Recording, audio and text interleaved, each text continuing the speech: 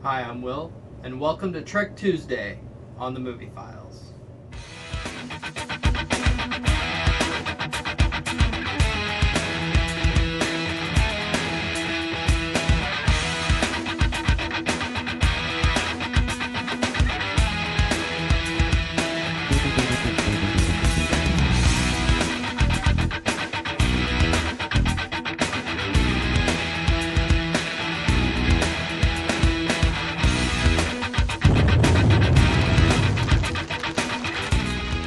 Today, on Trek Tuesday, I'm going to talk to you a little bit about the new Star Trek movies. And to be more specific, about what JJ Abrams did right in the new Star Trek movies. Now, the new Star Trek movies are their own thing.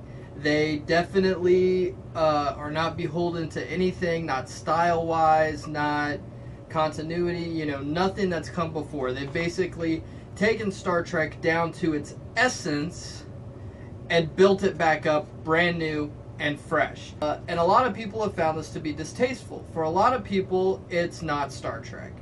I completely disagree. I think it's 100% absolute Star Trek. I was afraid when the first one came out in 2009 that it was going to be less than stellar, that it was going to be an abomination, that it had no right to exist. And it completely redeemed itself in my eyes. However, it's not a perfect movie. It's got severe and damaging flaws. The second one, Star Trek Into Darkness, was worse.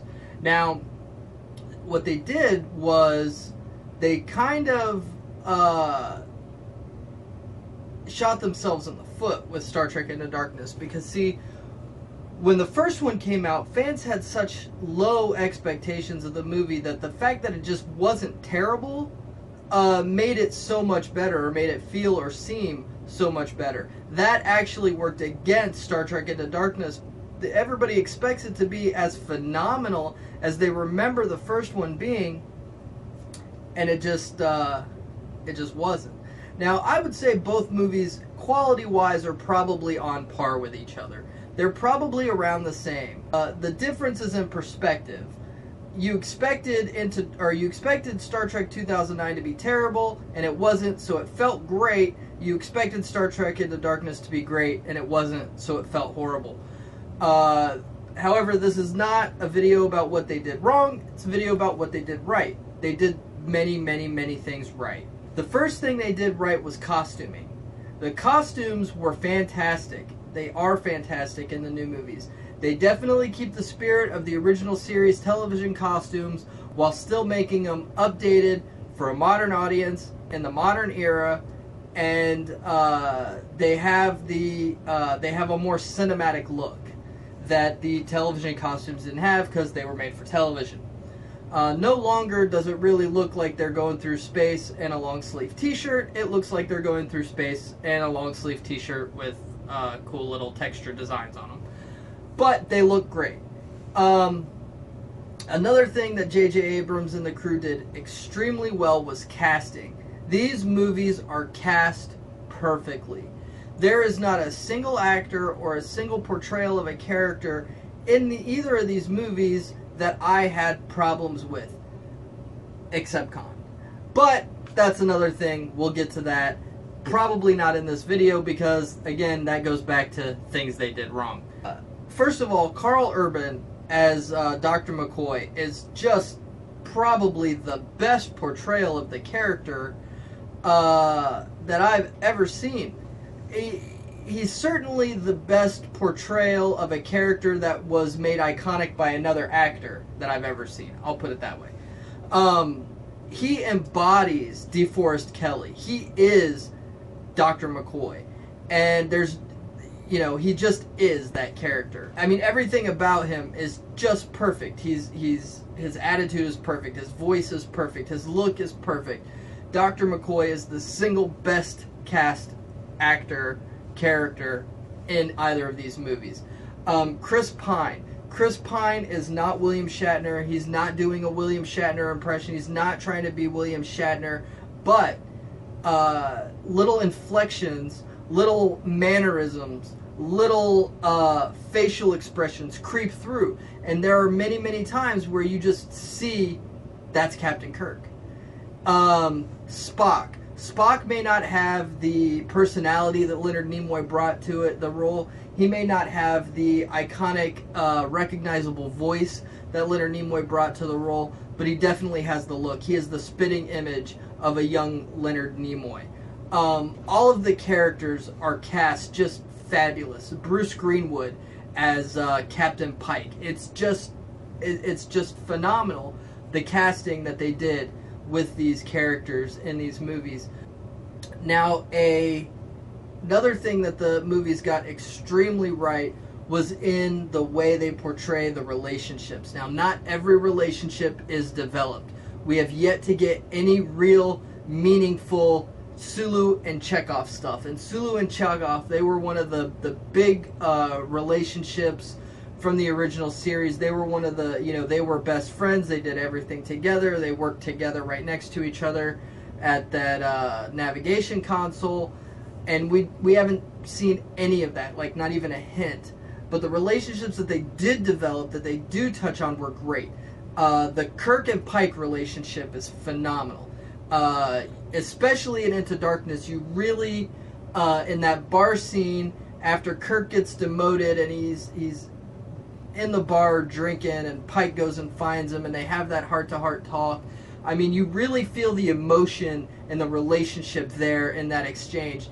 And the same thing with Kirk and Spock. You get the rivalry between the two of them, between logic and emotion, between humanity and Vulcans, between, just everything. That these two men are two polar, total opposites, yet they work together and they sincerely care about each other, and that's fabulous. Now, in a big way, they kind of took a lot of what McCoy was and gave that to Kirk in reference to how he relates to Spock. Kirk and Spock in the original series never really had that rivalry. That was Spock and McCoy, but in the movies, they attributed that to Kirk.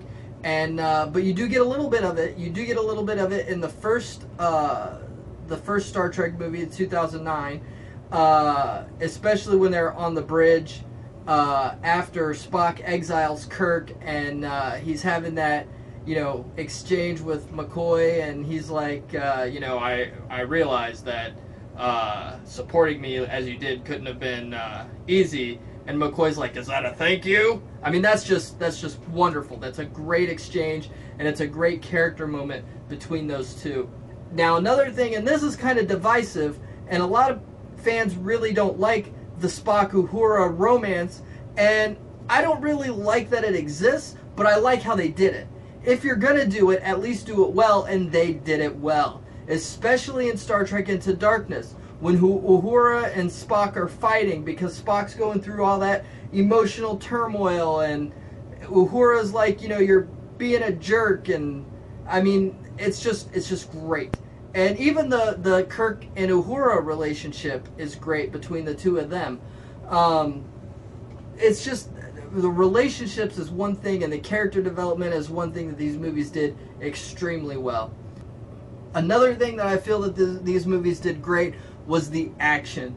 And this is a lot of people complain about it. They're like, well, you turned it into an action movie. It's not supposed to be. Blah, blah, blah. Star Trek has always tried to be an action movie. It's always tried, and it's always failed. It's always tried to be an action movie. This time they actually got it right. They actually did it right.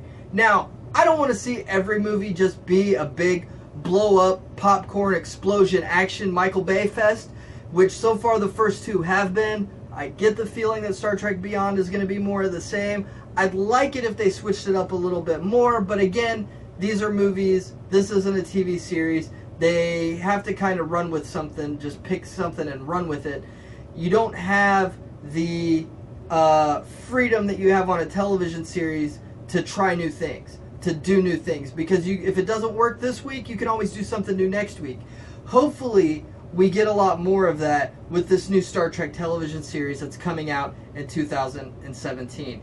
Now, I don't know about you, but I'm looking forward to Star Trek Beyond. I hope that it's a lot better than Star Trek Into Darkness was. I think this is going to be the first film that audiences are actually going to be able to go to and experience the movie as a movie with no expectations. I think a lot of people are going to be going into this movie very, very, very neutral.